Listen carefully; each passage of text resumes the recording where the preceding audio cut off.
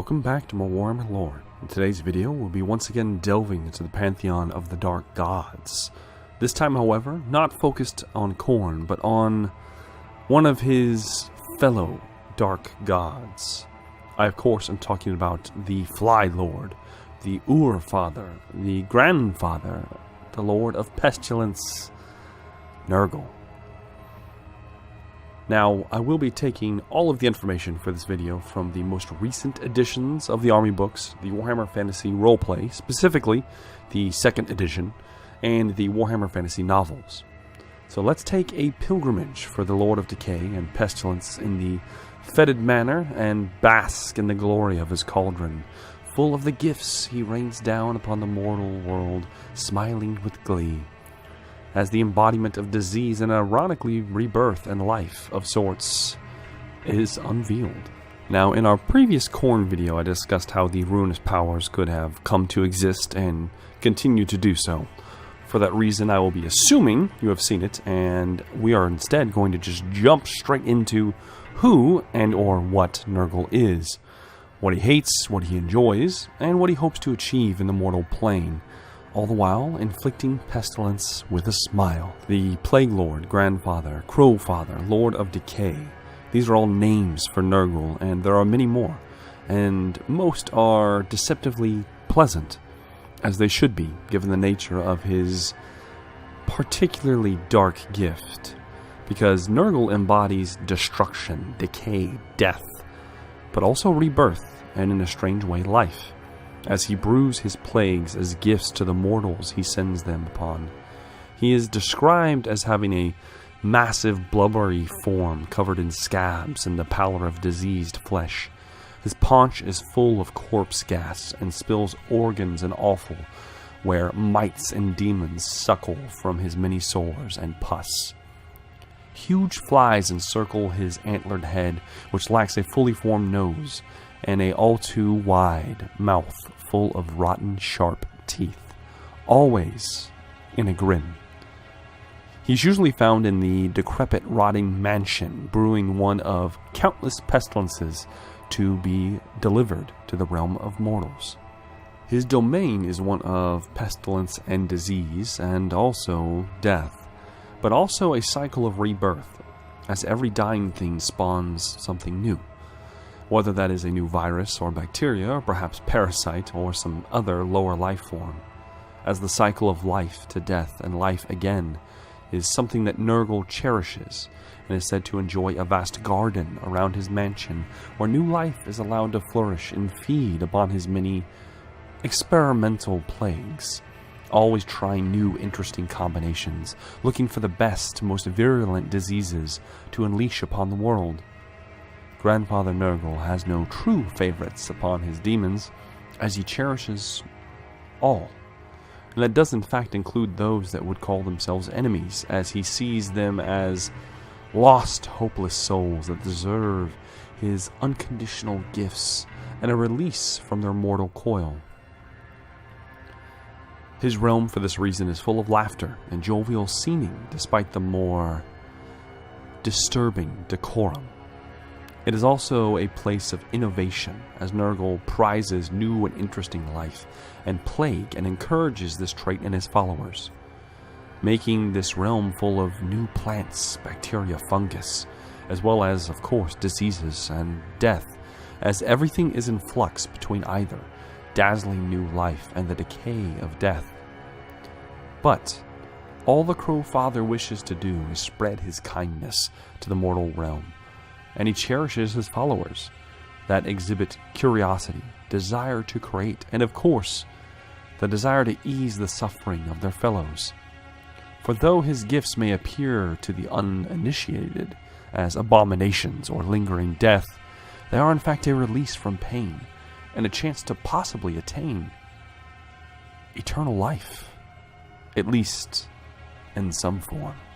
Nurgle is by far the most doting of the Chaos Gods on his followers, with many of them lovingly calling him Grandfather, and inspires an almost fanatical devotion to him in his servants. And why would they not do so, as Grandfather spares them from their afflictions? There's also the undeniable fact that no mortal willingly serves the Plague Lord, at least at first.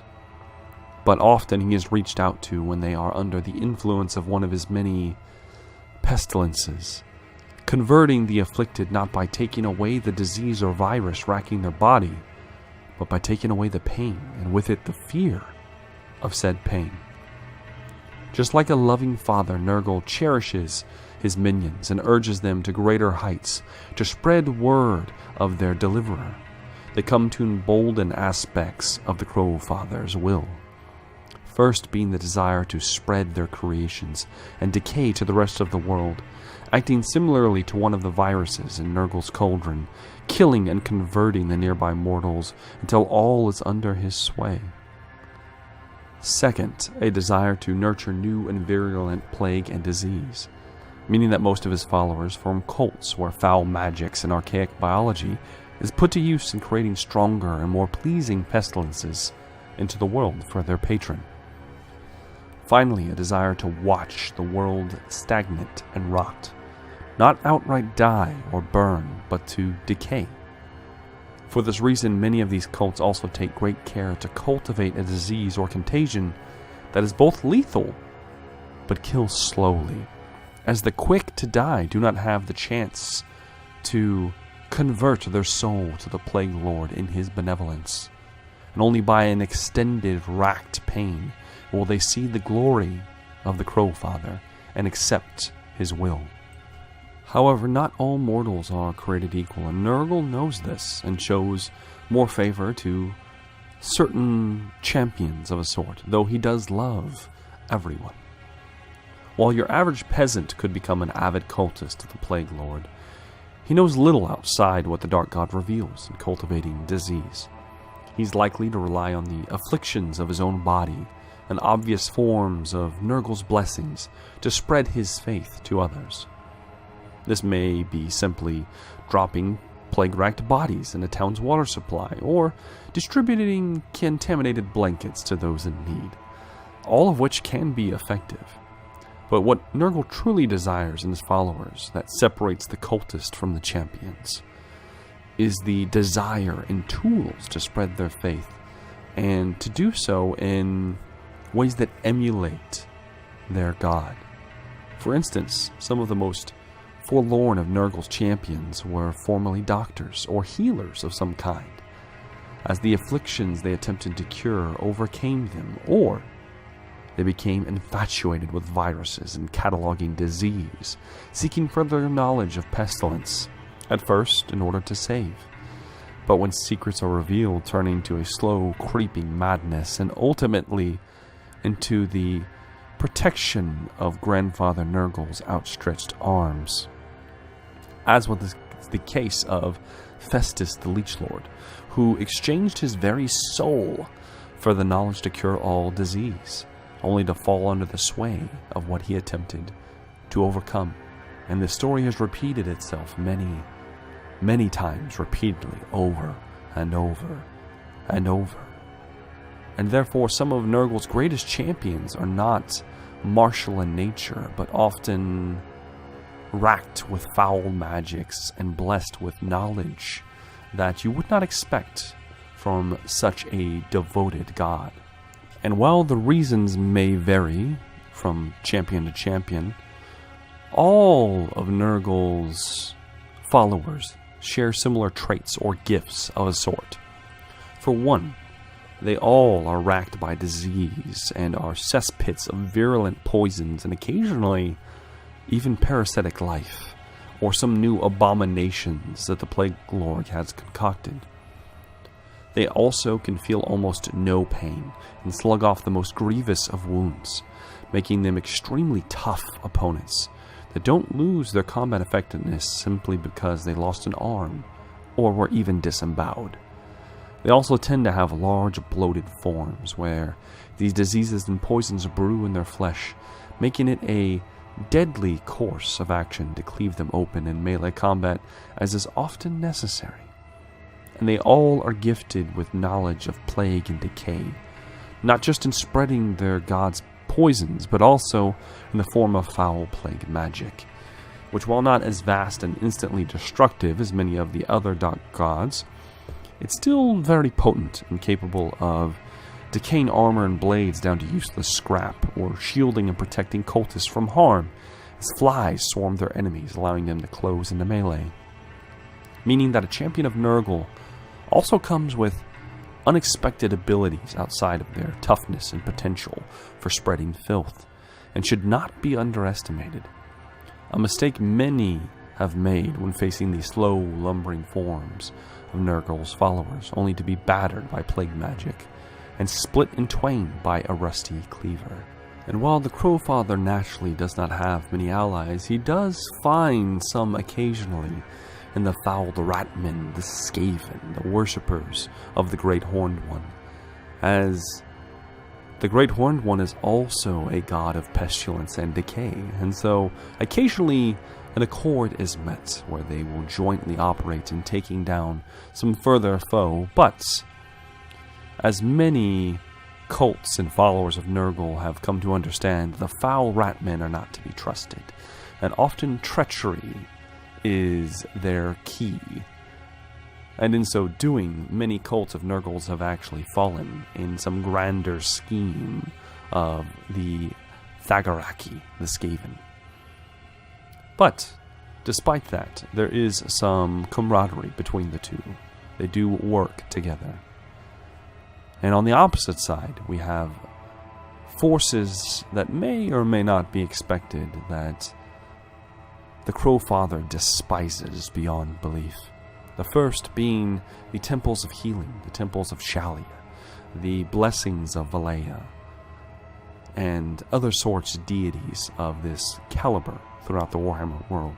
They are affronts to plague and disease, and bring a cure that the Grandfather does not wish to come to pass.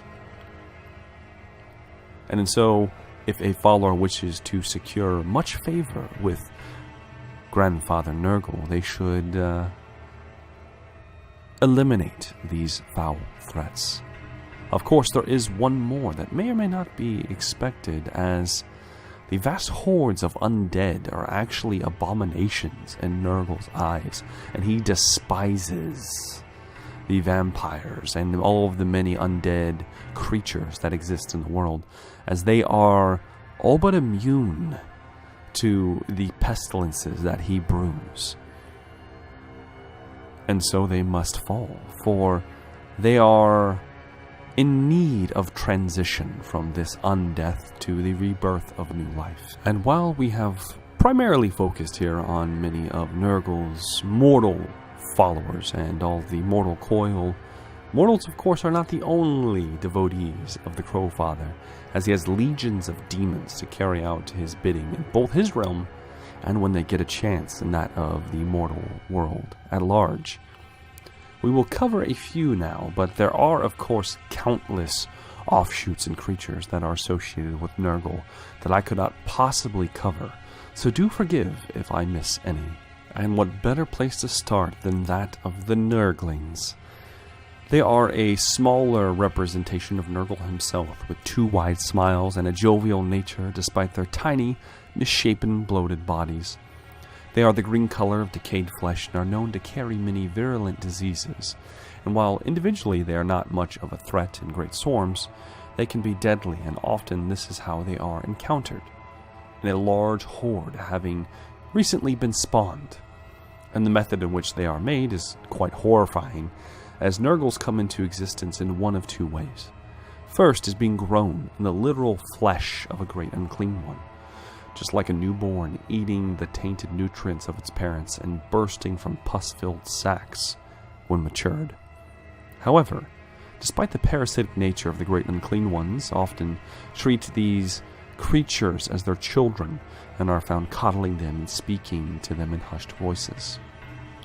The other more disturbing way of their creation is being spawned from the intestines of a still living mortal, as they claw and eat the offal inside of a person's intestines until they become large enough to scream and wail obscenities Shortly after, once they tire of this, they remove themselves from the mortals, either through their mouth or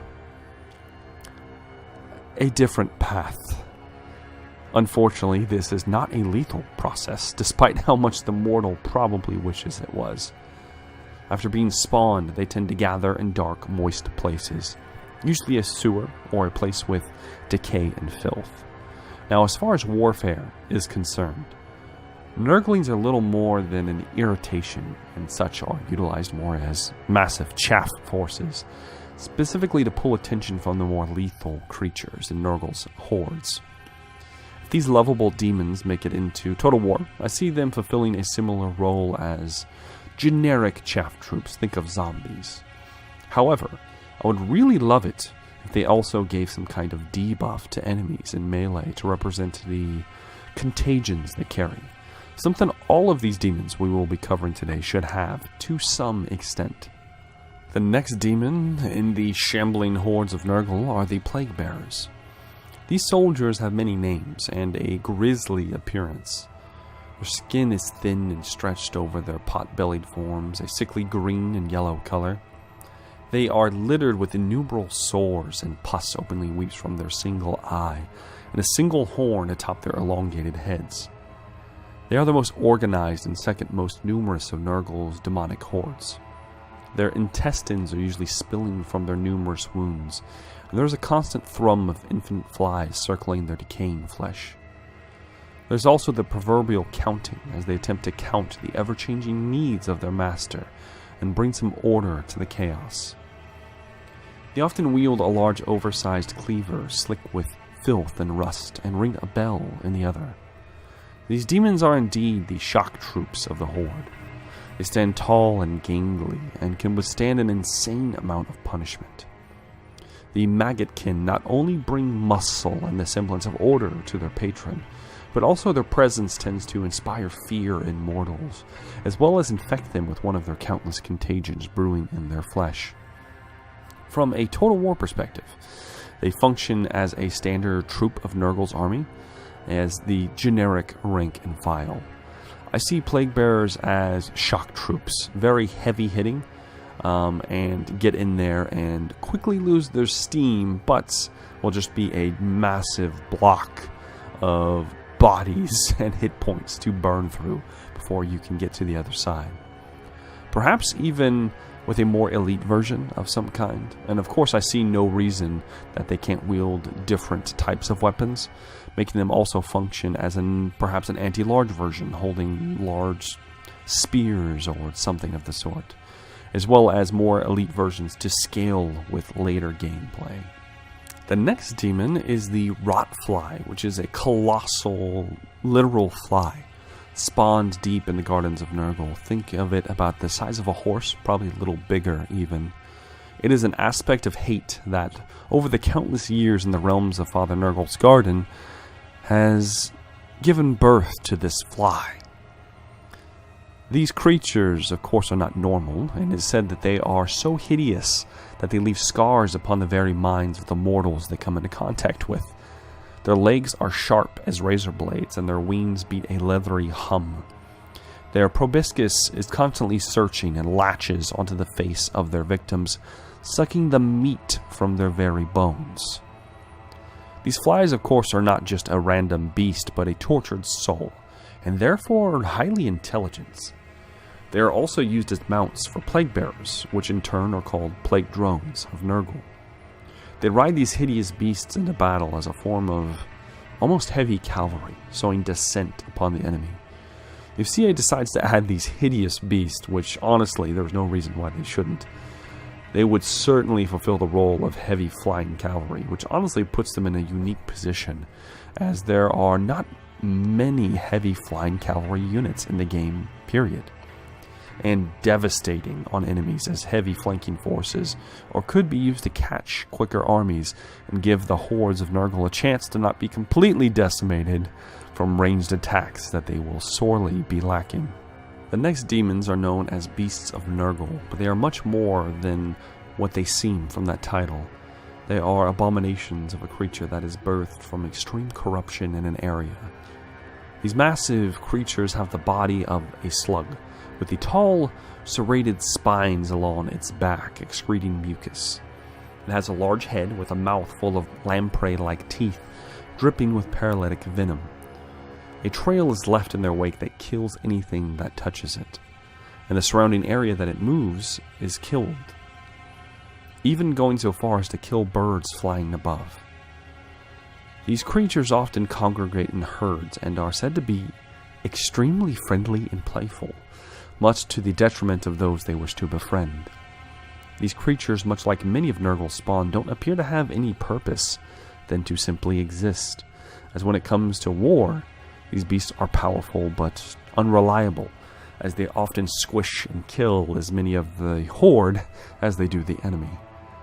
However, these are lusted after by Chaos Champions as mounts, and as sometimes eaten or offered to the Plague Lord to grant favor on particularly brave champions of Nurgle.